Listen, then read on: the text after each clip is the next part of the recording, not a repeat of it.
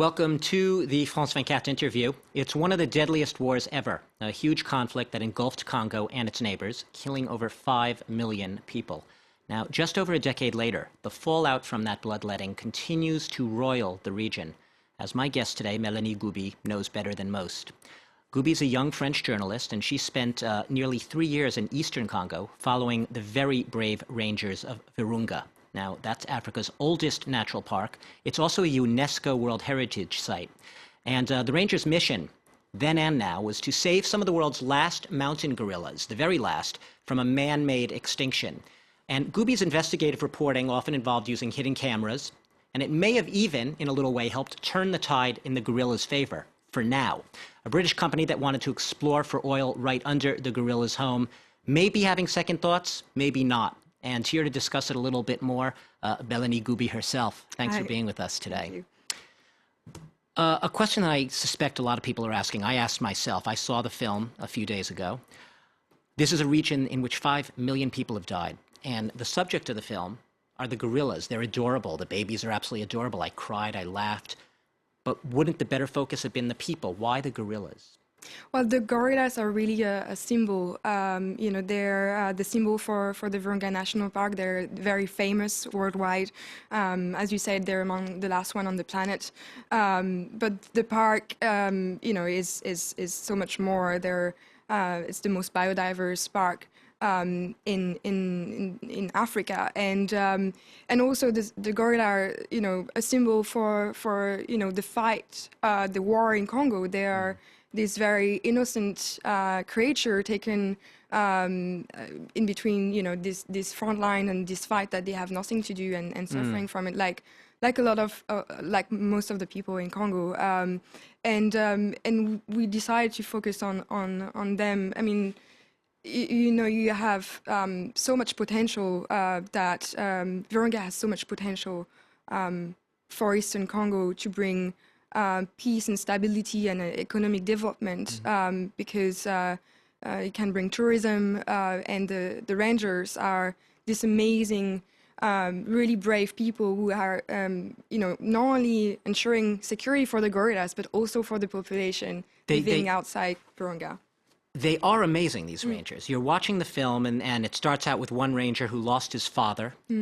He's talking about he's dedicated his life to these gorillas, and there's one scene where the rebels, I think the M23 rebels, are closing in on Goma and the area around the park, and you see him sitting there, and he says, "I'm staying even if I die with the gorillas."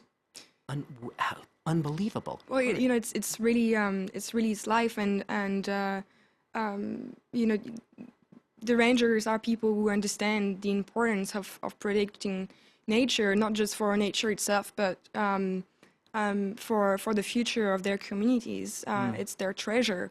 And yeah, they have, and André, who you're talking about in particular, has a really strong bond with this orphan gorillas he's taking care of.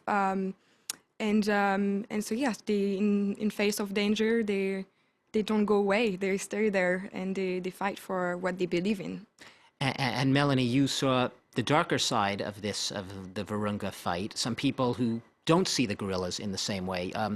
You did some investigative reporting in this film on an oil company called SOCO, a British oil company that had plans that were authorized by the Congolese government to explore for oil in Virunga.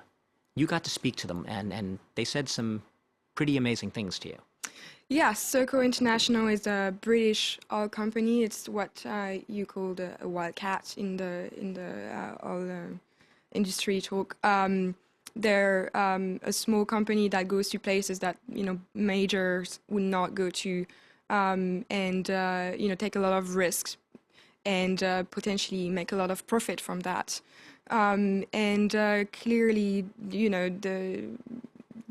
the fact that the park is a World Heritage Site, a place of great beauty and great importance for the future of Eastern Congo, was not, their main worry at all.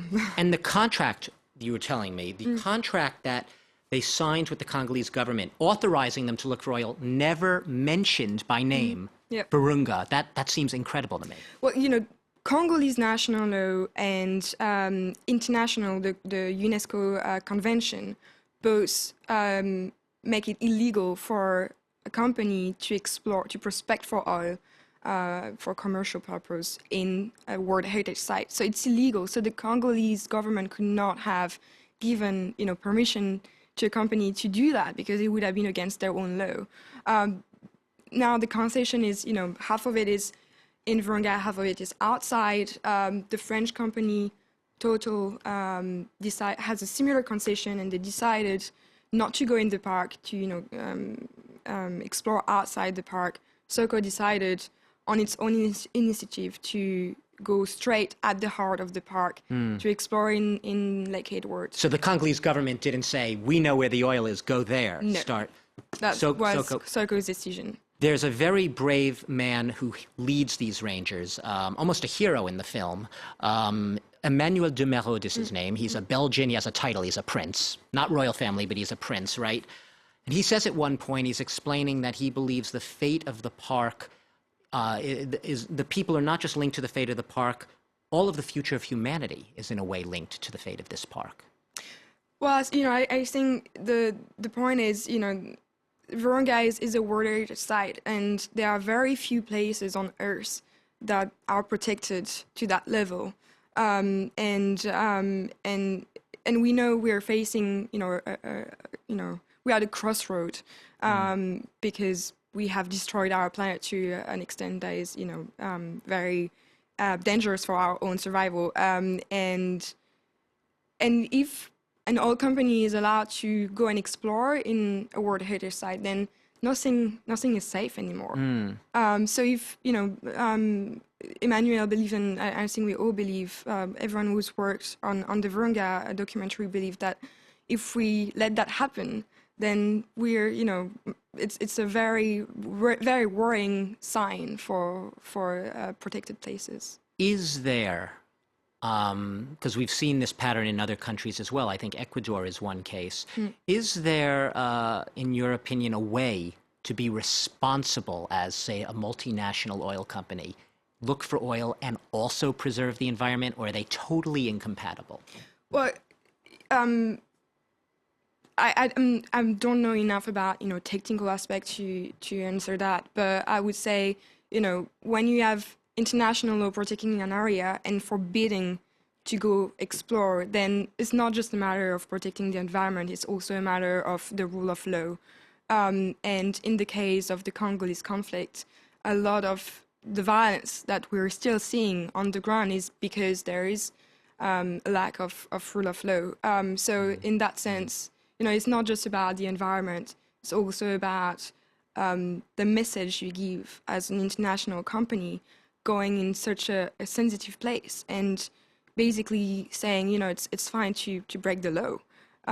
If an international company can do that, then, why can it's anyone? Open game. Yes. And do you get the sense, the Rangers are, like I said, very brave. I didn't see really any corruption among them. Did you meet a lot of people who didn't understand the importance of saving the environment? Did you meet people who just said, there's so much money to be made here, and they sort of didn't really even understand the concept of this documentary? There has been a lot of campaigning done by SOCO International through local agents to promote their projects with the local population. So you do meet people who think that, oil will bring a lot of jobs, a lot of money, and don't really understand that the jobs are all going to be going to foreigners, expats coming in because you need, technical expertise. And so yes, you do meet people like that don't necessarily really understand the how these things work. But by and large, the local population, people I've met, were all very worried about an oil company coming in. There is a huge problem with minerals extraction in Congo. They know that this is not necessarily going to benefit them because they haven't benefited from other... Throughout their whole history, Yes. right? This goes back to the colonial times, right? Belgian Congo. They've been, and the film begins telling the history of Congo. They've been essentially pillaged by foreigners. Yes. Where do you see the future of these gorillas? I think we were talking earlier, there are 800 of them left in the world. Maybe you were telling me a little over 1/3 are in Virunga. Are you optimistic that they're better protected now? I think so. I think, Emmanuel Demerode, the park director, and the rangers have done a tremendous work. In the past years, the population has started growing back, so there are more gorillas now than there were, 5 years ago. They're having babies. We They're saw having one in the babies, film. yeah. It's an amazing thing. They just had one a few weeks ago, a new one, so they were very excited.